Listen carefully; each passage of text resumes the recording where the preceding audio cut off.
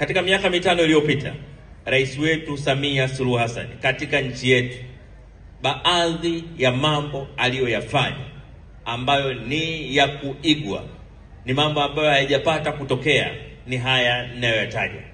Katika miaka 4.5, Rais Samia Suluhu Hassan kwa kujali afya za Watanzania, kwa kujali kuona kwamba kila Mtanzania anahitaji huduma bora ya afya, amefanya yafuatayo kwenye eneo la afya.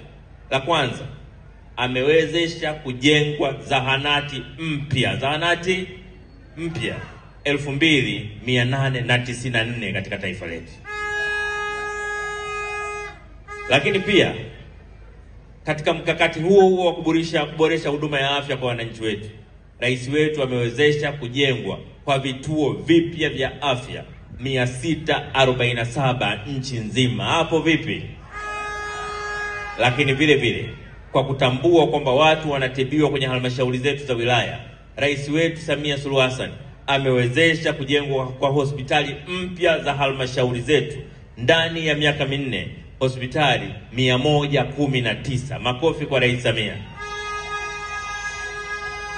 Lakini vile vile wakati rais wetu anapata madaraka miaka 4 iliyopita, hospitali katika nchi yetu ambazo zilikuwa na kipimo cha CT scan zilikuwa 3 Tanzania nzima.